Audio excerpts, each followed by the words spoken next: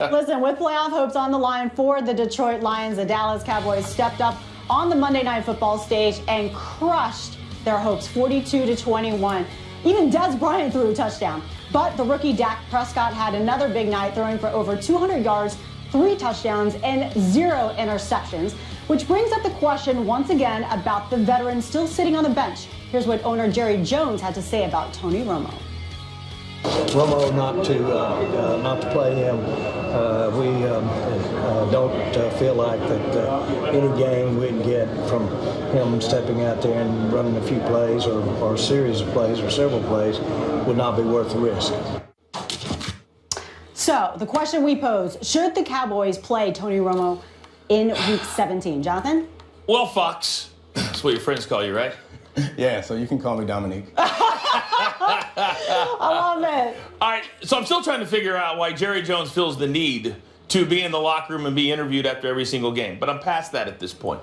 If I was going to play Tony Romo, it would have been last night. That's a big if. Because I believe the philosophy that they're going with and that Jason Garrett is going with is the right one. Look how they played last night. 42 points. Dak was great. Zeke was great. Dez Bryant was great. But moving forward, I'm not sitting a guy for 3 full weeks or even 2 full weeks. I'm not playing Tony Romo next week. I would have played him last night.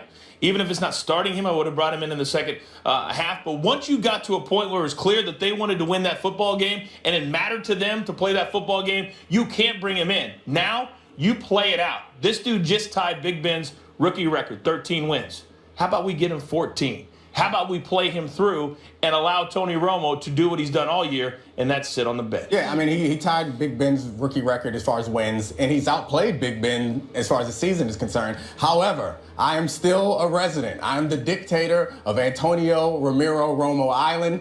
I believe that me, and I guess Bomani, C and Fahey, those are the only people who remain on the island. Even Romo left the island, if you remember. He got up and said his piece about not being the leader of the team anymore. Even he left the island, but I remain on the island. I think he gives them the best chance to win. I know it's an unpopular opinion, and I don't mean to denigrate Dak. Dak's been tremendous. I think he's good enough, obviously, to get them there. But the things that he has had trouble with are things that experience would help. So when they lost to their only 2 losses so far this season to the Giants, what he had difficulty with was reading which side the zone blitz was coming on, and also making decisions in that situation and getting them in and out of good plays, which are things that you would think a 14-year vet like Tony Romo has seen all of those coverages and can adjust to. And he throws the ball pretty well also. But I have to acknowledge that Dak is tremendous, and his running ability, I think, is, and we saw it on display last night, it makes life a lot easier for Ezekiel, and it makes it easier for himself. You're a player.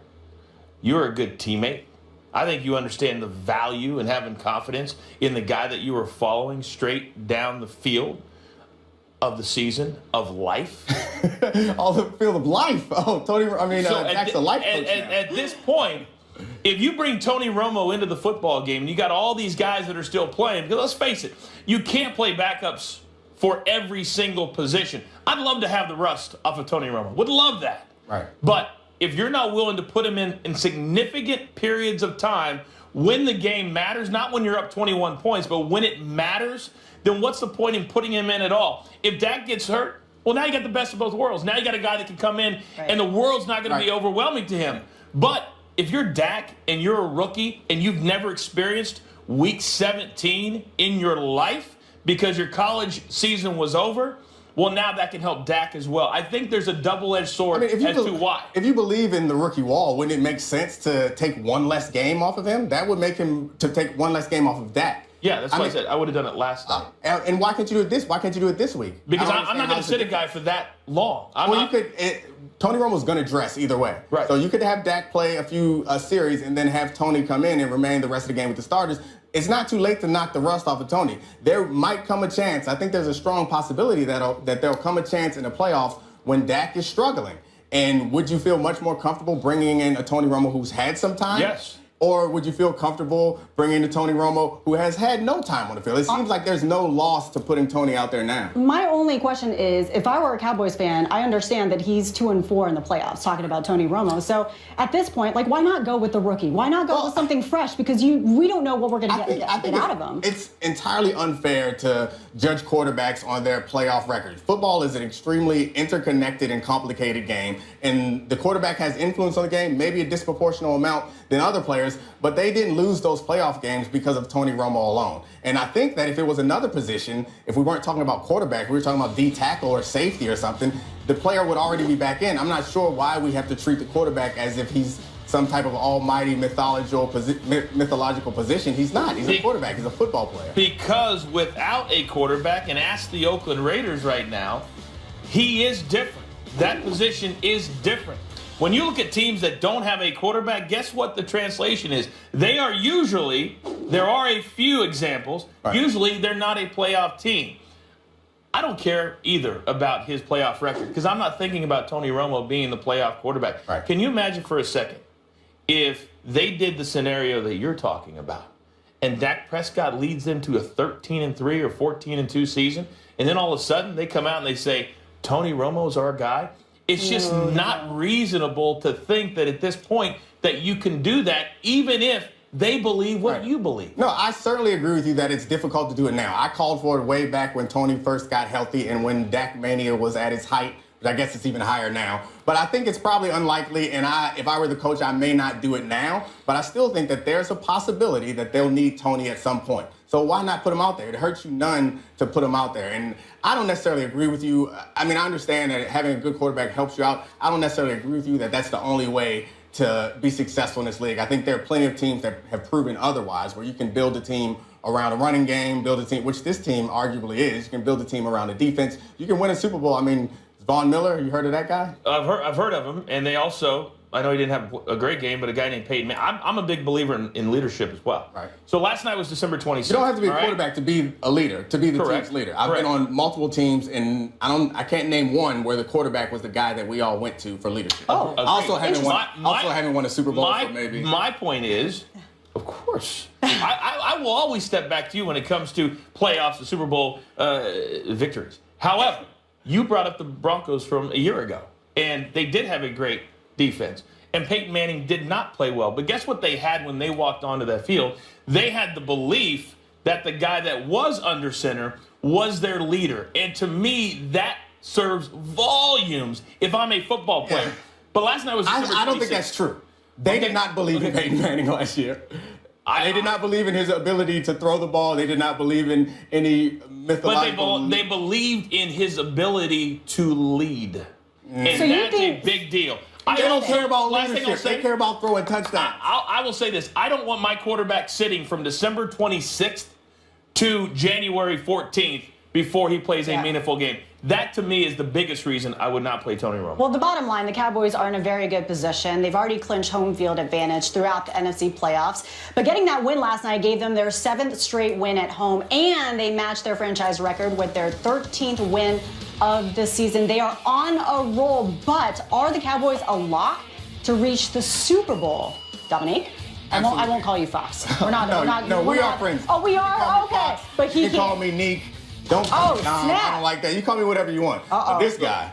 Apparently we're not friends. We were friends before it started. We may be friends afterwards. The pre-show meeting is what did it. But once we are between the white lines, so to speak. I like it. Enemy. I like this. I'm cool with that. All right. So what do you think about? Do you think the Cowboys? I'm sorry, I totally interrupted. That's fine. Do you think the Cowboys? Absolutely not. I think that it's hard for anyone to be a lock ever, especially if you remember the undefeated Patriots. Even they lost in the Super Bowl, which arguably they were the best team that ever been constructed. So anyone can lose.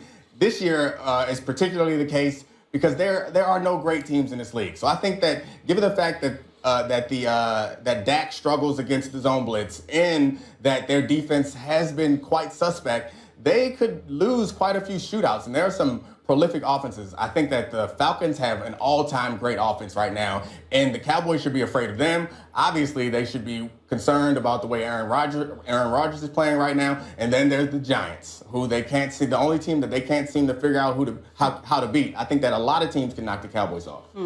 You know, I ticked off a lot of Giants fans a couple of weeks ago because I tweeted out and I said, if I'm watching this football game right now, I'm forgetting the 2 Super Bowls because of how bad Eli Manning continues to play football. I just don't think he's a very good quarterback at this point of his career. With that being said, they have beaten the Cowboys twice. which tells me there's a team in the playoffs right now that has figured the Dallas Cowboys out, which is why my answer is a capital no, they're not a lock to reach the Super Bowl. But I also believe more than just the New York Giants that Green Bay, for some reason, people don't want to listen to Aaron Rodgers when a few years ago he said, relax. And this year, when they were 4-6, he said, listen, we are good enough to run the table and make it to the playoffs.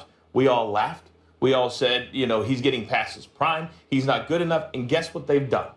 5 in a row. And I think they're a lock to beat Detroit this weekend and win the division and go into the playoffs. So if I'm taking Aaron Rodgers, as much as I love Dak Prescott and the Dallas Cowboys, if they're facing off against them in let's say the NFC Championship game, how do you root or how do you go against Aaron Rodgers in that particular game? That's why I think the Cowboys are rooting for the Packers.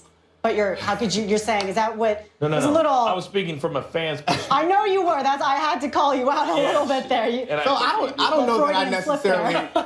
know that I necessarily agree that the Packers are going to beat the Lions next week.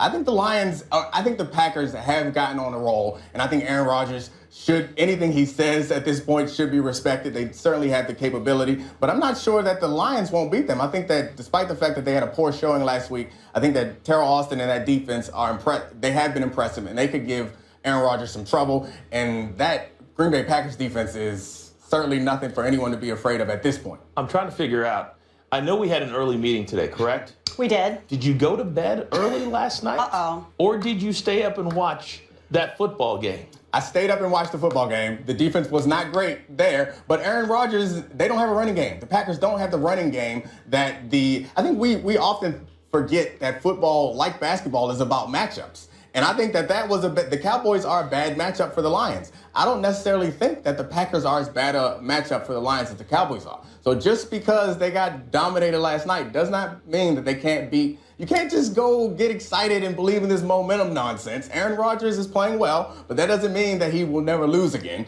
And the Lions lost. It doesn't mean that they can't win again. Dom, can I call you Dom? Dominique? We're not. I don't even know what I'm going to call you. I always like to tie my arguments together. It kind of puts a nice bow around the Christmas holiday. Nice. And I just got done saying, if I'm not mistaken, how important the quarterback position is to going into the playoffs. Did I say that? Yep. I believe I did. So if I want a quarterback in the NFC to lead my squad and the squad that I think should be the favorite heading into the playoffs, and I'm okay if it's a wild card team or division team and they have to play an extra game, I'm okay with that because I think Aaron Rodgers is a repetition guy. And I don't think he necessarily benefits from an off week like some teams could or some players would.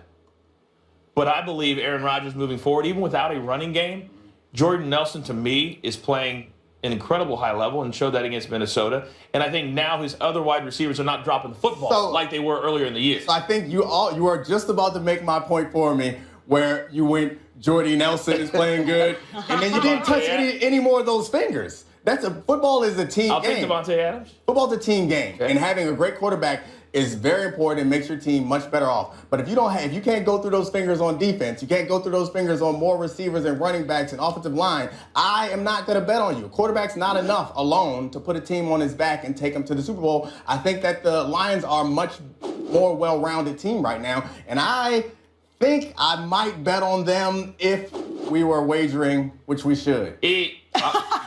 And I'm like a true defensive guy. I'm okay with that. Okay. And we will figure out what that is. And I've never been one, if anybody follows me on Twitter, to call anybody out, especially anybody that has anything to do with the show that you're on all the time. However, we will do that. Okay.